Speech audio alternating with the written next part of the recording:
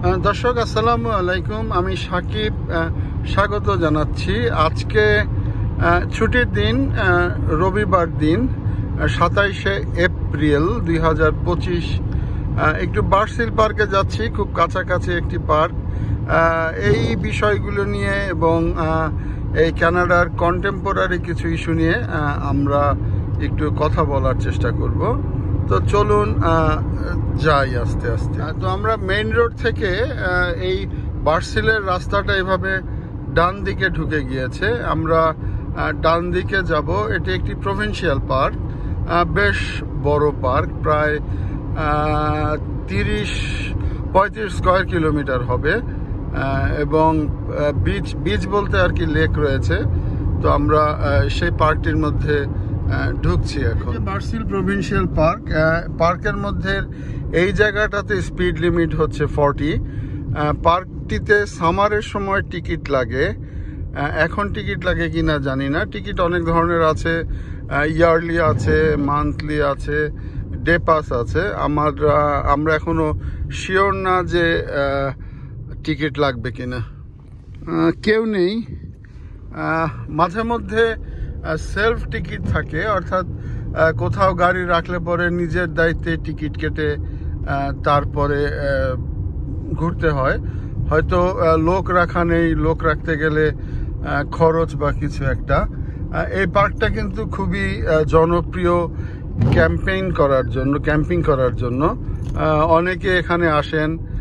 রাতের বেলা তাঁবু টানিয়ে এইসব জায়গাগুলিতে থাকে। এখন পর্যন্ত শুধু কয়েকটা গাড়ি ছাড়া আর কিছুই আমাদের চোখে পড়ে নাই। কিছু মানুষ ঘুরতে আসছে, হয়তো দেখা যাক। আমরাও একটু নর্থ ড্রাইভ পার্কের দিকে এইসব জায়গাটা একটু ঘুরি এবং ঘুরে ঘুরে একটু। আমরা আগেও আসছি এখানে পিকনিক হয় এবং অনেক প্রোগ্রামগুলি হয়। আসলে সামারটা এখনো শুরু হয়নি, তো সামারটা শুরু না হওয়ার কারণে মানুষজন এখনো কম। একেবারে শান্ত, নীরব। ভিতরে ক্যাম্পিং গ্রাউন্ডে হয়তো কিছু লোক পাওয়া যাবে, তবে পরিমাণটা খুব কম হবে। কারণ যেটা হচ্ছে যে এখনো সামারটা শুরু হয় নাই। বাইরে মোটামুটি ভালোই ঠান্ডা, আপনি আপনার প্রপার ড্রেস ছাড়া বাইরে আসতে পারবেন না। আমরা একটু একটু থেমে একটু দেখি যে কি আছে। এই জায়গাটাতে একটা বড় মাঠ আছে আমি জানি, এবং চলে যাও পূর্ব। এবং একদল সাইক্লিস্ট আছে, তারা গাড়িতে করেই সাইকেল নিয়ে এসেছে এবং এই পার্কটা তারা এক্সপ্লোর করবে, পার্কটা তারা ঘুরবে। একজন দেখছেন যে হেঁটে হেঁটে আসছে, অর্থাৎ তিনি হয়তো তার গাড়িটা কোথাও পার্ক করে এইসব জায়গাতে হাঁটছেন। তো আমরা ডান দিকে যাব, বার্সিল ওয়েস্ট বিচে যাব। এই জায়গাটায় সামনে একটা বিচ আছে, তবে বিচটা খুবই ছোট বিচ। মানে ম্যানিটোবা যে লেকের জায়গা, ম্যানিটোবা, অর্থাৎ এখানে লাখের উপরে লেক রয়েছে। এই বার্সিলের বিচটা খুবই ছোট, একেবারে ছোট। আমরা আগে গোসল করেছি, তো মানে খুবই ছোট এবং পিকনিক হয় এইসব জায়গায়। খুব সম্ভবত গত বছর আমরা আমাদের ইউনিভার্সিটির পিকনিকটা করেছিলাম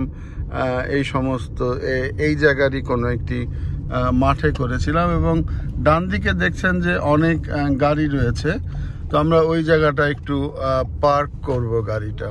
আমি নামলাম বার্সিলের পার্কে। এই পার্কের একটু এখন বিচটা একটু দেখে আসবো, বিচটা দেখি, তারপরে চলেন আরেকটু কথা। তো আমরা পিছনটা রেখে এসে এই বিচের দিকে ঢুকছি। ছোট্ট বিচ, এটা যদি বিচ ভাবেন, এবং এই জায়গাটাতে মানুষের একটু বসার জায়গা। এবং এরপরে আমরা আস্তে আস্তে যাচ্ছি। তো যেটা হচ্ছে যে এই ধরনের একেবারে নিরিবিলি রাস্তা, এই নিরিবিলি রাস্তায় আমি যেটা বললাম যে এখনো সামারটা পুরোপুরি আসে নাই, স্নোগুলি নেই হয়তো, কিন্তু পানি ঠান্ডা, যার ফলে মানুষ বিচে নামার এখন প্রশ্নই ওঠে না। তবে অনেকেই এই স্প্রিংয়ের সময়টায় এই জায়গাটাতে ঘুরতে আসে, কারণ মানুষের অক্টোবর থেকেই কিন্তু গৃহবন্দী ছিল।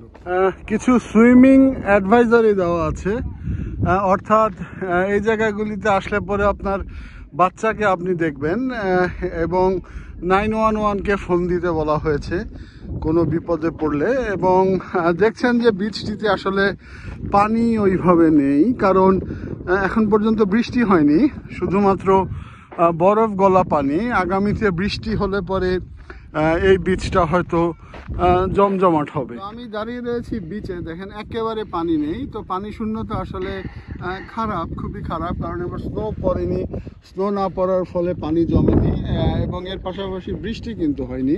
তো বৃষ্টি না হওয়ার ফলে পানি নেই। এখন মেঘলা আকাশ, বৃষ্টি দরকার। এই বৃষ্টিটা কিন্তু কানাডার ইকোনমির জন্য দরকার, কারণ সেচ ব্যবস্থা কানাডাতে ভালো না, নেই বললেই চলে। তো যদি বৃষ্টি না হয় তাহলে কিন্তু এই অঞ্চলটাকে পৃথিবীর রুটির ঝুড়ি বলে প্রেরি অঞ্চলকে।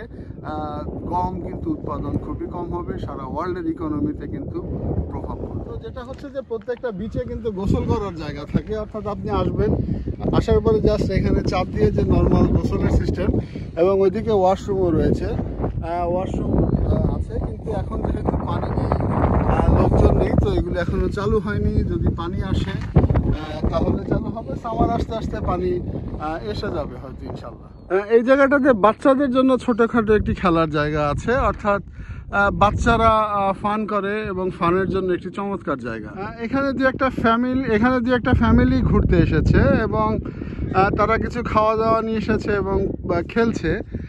তো এই আজকে বন্ধের দিন, ঠান্ডা প্লাস 6-7 হবে টেম্পারেচার। তো এর মাঝখানেও মানুষ এই ছুটির দিনটা এইভাবে উপভোগ করছে। ছোট্ট একটা জিনিস দেখায় যে এক লোক দেখছেন যে কিছু পরিষ্কার করছে, এবং আমি নিশ্চিত যে এটা ভলেন্টিয়ার, অর্থাৎ এসেছে কাজ করে যাচ্ছে। কানাডায় ভলেন্টিয়ার কিন্তু একটি গুরুত্বপূর্ণ, অর্থাৎ যে জায়গায় যাবেন বিনামূল্যে কাজ করবেন এবং সেখান থেকে কিন্তু একটি লিঙ্কেজ হবে। তো আমরা এবার আর একটু বিচটা তো পার হলাম, পার হয়ে একটু পার্কটা দেখি। মাঝামাঝি ক্যাম্পিং গ্রাউন্ড আছে এবং ওই সব জায়গায় ওয়াশরুমের ফ্যাসিলিটি সহ সব কিছু রয়েছে। একেবারে নীরব নিস্তব্ধ, যেটা বললাম যে খুব সম্ভবত 39 স্কয়ার কিলোমিটার হবে এটা প্রভিন্সিয়াল পার্ক। কানাডার পার্ক 3-4 ধরনের হয়। কিছু হচ্ছে এই জায়গাটাতেও কিছু গাড়ি রাখা, এবং হয়তো কেউ আর্লি কোনো পিকনিক বা এগুলি করতে আসছে। তো একটা হচ্ছে ফেডারেল পার্ক, প্রভিন্সিয়াল পার্ক, সিটির পার্ক।